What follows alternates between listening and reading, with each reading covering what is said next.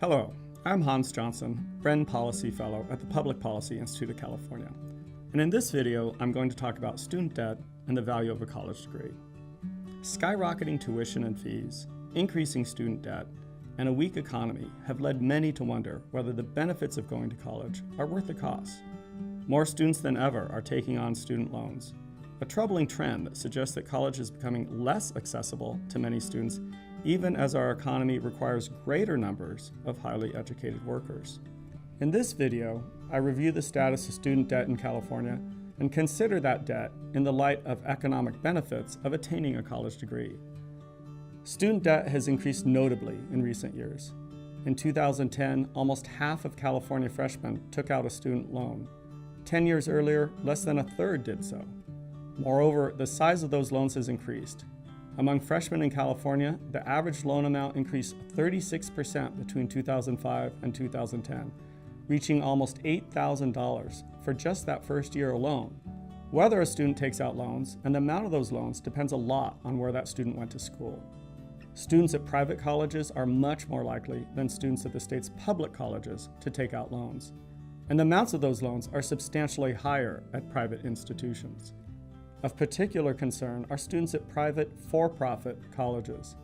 Almost all students attending those institutions take out loans, and loan amounts are higher there than at any other type of institution. Despite the increase in debt, college is a good investment for the vast majority of students. Labor market outcomes, including employment and wages, remain far better for college graduates than for less educated workers. And all but the lowest paid college graduates earn sufficient wages to pay off average debts. The college wage premium, the difference in wages between college graduates and high school graduates, has grown rapidly over the past couple decades. In California in 1990, workers with a bachelor's degree earned 38% more than high school graduates. By 2011, that wage advantage had grown to 57%. However, certain students do not fare so well. Those who don't finish college have far lower earning potential than those who do. And a small share of students take out massive loans and have trouble paying them back. Default rates are particularly high for students who attend private, for-profit colleges.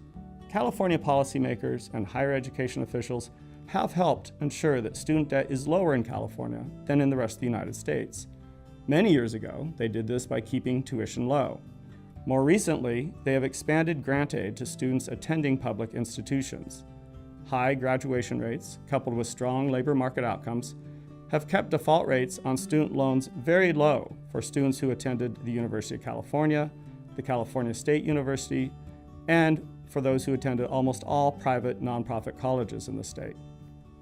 Efforts by policymakers to deny state aid to institutions with poor student outcomes, including high debt loads of students, should continue. Almost all of those poor performers are private, for-profit institutions. In an era with seemingly ever-increasing college tuitions, the state should find additional ways to make college affordable for greater numbers of Californians. There are several approaches that policymakers and higher education officials should consider. First, improving pathways from community colleges with their very low tuition to four-year colleges should be a high priority. The new associate's degree for transfer is a step in the right direction. Community college students with that degree are assured a spot at a California state university. Second, finding ways to help families save for college should be another state priority. Numerous states have created a college savings program that guarantees full tuition at state universities. These programs have proved to be very popular, with hundreds of thousands of families participating in them. Finally, to keep costs down, state policymakers and higher education officials need to ensure adequate funding of higher education institutions, as well as efficiency in the delivery of higher education. Online offerings are one as yet unproven possibility for efficiency gains. Ultimately, the significance of a college education is larger than the gains enjoyed by any one individual. California's future prosperity depends on public policies that promote college enrollment and completion for increasing numbers of Californians. For more information, read the report, Student Debt and the Value of a College Degree, available at PPIC's website. Thanks for listening.